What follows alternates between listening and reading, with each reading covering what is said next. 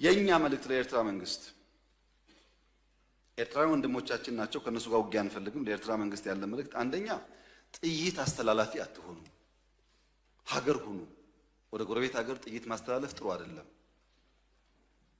አባይም ጸባይ ገዝቷል፣ የኛም ሽፍቶች ጸባይ ይገዛሉ እና አንድ ቀን ጥይት ሳመላልስ ብሎ ታሪክ ስለሚናገሩ ጥይት ማቀባበል ቢቀርባችሁ። ስለማናቅ አይደለም፣ እናያችኋለን። ህገወጥ የሰዎች ዝውውር ቢቀር።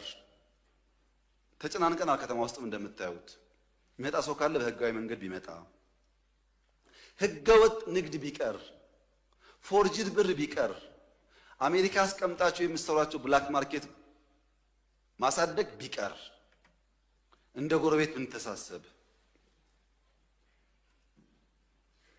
ህጋዊነት ከተከተል በንግዱም በሚፈናቀለው ጥይት ማቀበሉን ከተዋችሁ በሰላም አብረን ለማደግ በፍቅር አብረን ለመቀጠል ከምን ጊዜውም በላይ ኢትዮጵያ ፍላጎት አላት። እኔ ልክ እንደባለፈው አሁንም አስመራ መሄድ ፍላጎት አለኝ። ችግር የለብኝም። ምን ከሆነ ትርፍ ካለው ነው። ትርፍ ከሌለው ጊዜ ማባከን ነው። እኔ ባሌ የመላለስበትን ጊዜ ዝም ብዬ በከንቱ አስመራ ልመላለስ አልችልም። ጊዜ የለኝም፣ ስራ አለኝ። ጦርነት አንፈልግም የምንለውም በምክንያት ነው። እኛ እንዳያችሁት የሚያጓጓን ነገር አለ። የ10 ቢሊዮን ብር ኤርፖርት እንገነባለን። የ10 ቢሊዮን ብር ነዳጅ ማዳበሪያ እንገነባለን። የምናምን ቢሊዮን ብር ቤት እንገነባለን። ኮሪደር እንገነባለን። ይሄ ሁሉ የሚያጓጓ ስራ እያለ ሰው ጦርነት ሊያስብ አይችልም። ጦርነት የሚያስብ ስራ የሌለው ብቻ ነው።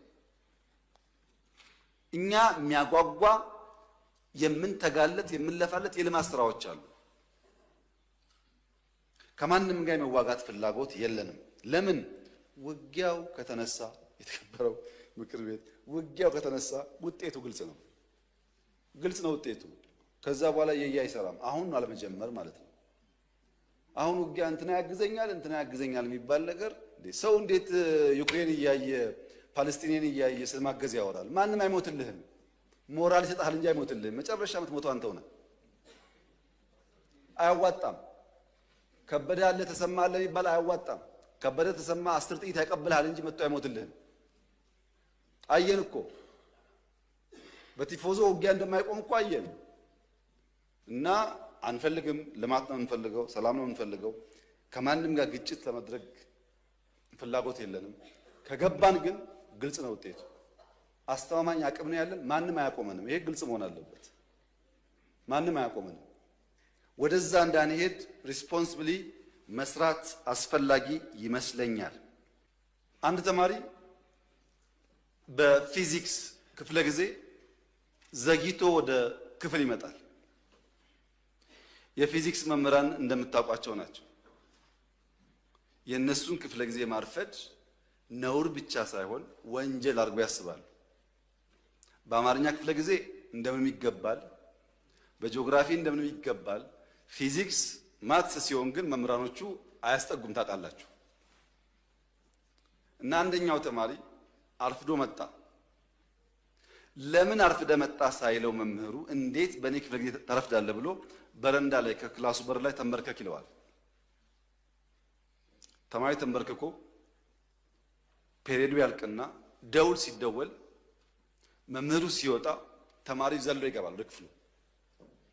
ሲገባ ብላክቦርድ ላይ 2 ጥያቄዎች ያያል። ሆምወርክ መስሎት እንዳያመልጠው ቶሎ ይጽፋል። ጊዜ አልነበረውም። የሚቀጥለው አስተማሪ ገብቶ እንዳያጠፋበት በፍጥነት ጥያቄውን ጽፎ ሲጨርስ ሁለተኛው መምህር ገባ እና ቀጠለ ትምህርቱ። ቀኑ ዓርብ ዕለት ነበረ። ታውቃላችሁ እንኳን ሙሉ ፔሪየድ 10 ደቂቃ 20 ደቂቃ ስታረፍዱ በጣም ብዙ የቀረባችሁ ስለሚመስላችሁ ጭንቀት አለው። እና ልጁ ቤት ሲገባ ሆምወርክ ነው ብሎ ለይቱ ሙሉ ሲቆፍር አደረ። አልቻለም። ቅዳሜ ሙሉ ቀን ቆፈረ። አልቻለም። ቅዳሜ ያደረበት አልቻለም። እሁድ ዋለበት አልቻለም። እሁድ አጋማሽ ሌሊት ላይ አንዷን ጥያቄ መለሳት። አንዷን መልሶ አንዱ ከበደው። አስቡት፣ ዓርብ፣ ቅዳሜ፣ እሁድ 2 ጥያቄ ለመመለስ ሲፈጋ ቆይቶ እሁድ ሌሊት አጋማሽ ላይ አንዷን መልሶ አንዷ ቀረችውና ሰኞ ጠዋት ትምህርት ቤት ሄዶ የፊዚክስ መምህር ገብቶ አዲስ ቻፕተር መጻፍ ጀመረ። ተማሪው እንደ መምህር የባለፈው አሳይመንት ሳሉ የባለፈው ሳምንት ሆምወርክ ሳሉ ያማል እንደ ባለፈው ሆምወርክ አልሰጠውም ይላል መምህሩ። እንዴ ሁለት ጥያቄ ጽፈው አርፍጄ ገብቼ ጽፌያለሁ እኮ ይላል። እና መምህሩ ምን አለ?